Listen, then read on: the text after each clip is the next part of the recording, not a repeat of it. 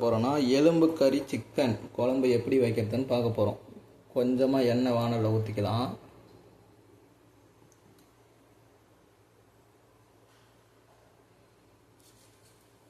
அந்த எண்ணெய் சூடான உடனே சின்ன வெங்காயம் ஒரு 10 பல்லு,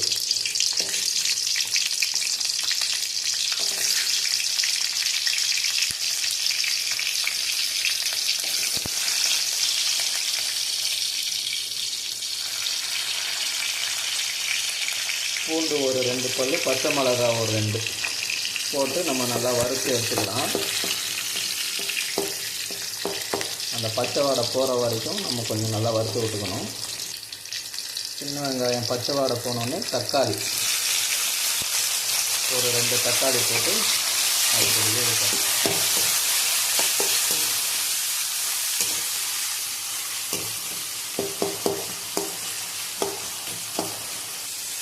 தக்காளி நல்லா வதங்கின உடனே அது கூட பட்டை, லவங்கம், ஏலக்காய்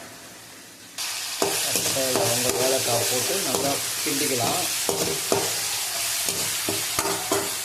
பார்த்திங்களா, நல்லா வெந்துச்சா?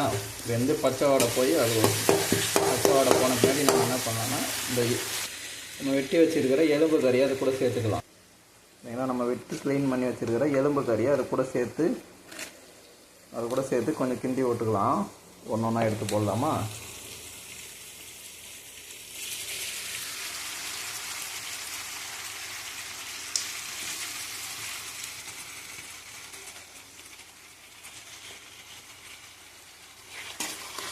லைட்டாக கிண்டி விட்டுக்கலாம்.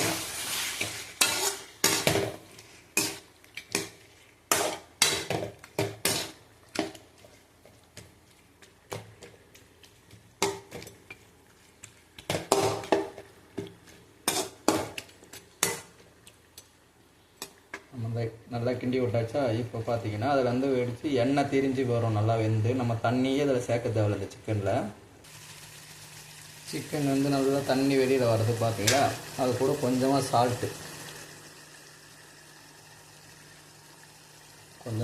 சேர்த்துக்கலாம். சக்தி கரம் மசாலா கொஞ்சமாக சேர்த்துக்கலாம். கரம் மசாலா சேர்த்து சால்ட்டு கரம் மசாலா சேர்த்து கிண்டி விட்டுக்கலாம்.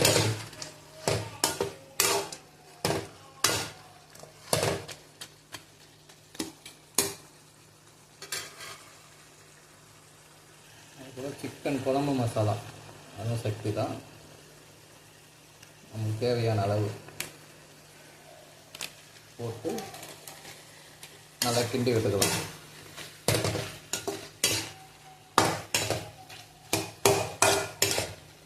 நம்ம தண்ணி எதுவுமே சேர்க்க தேவையில்லை. சிக்கன்லேருந்து வர தண்ணியிலேயே நல்லா பாயில் ஆகி வெந்து வரும். அதனால தெரியும் பாதி வேக்காடு வந்துச்சு. நம்ம எதுவுமே பண்ண தேவையில்லை. அதில் சுவையான செட்டிநாடு சிக்கன் ரெடி.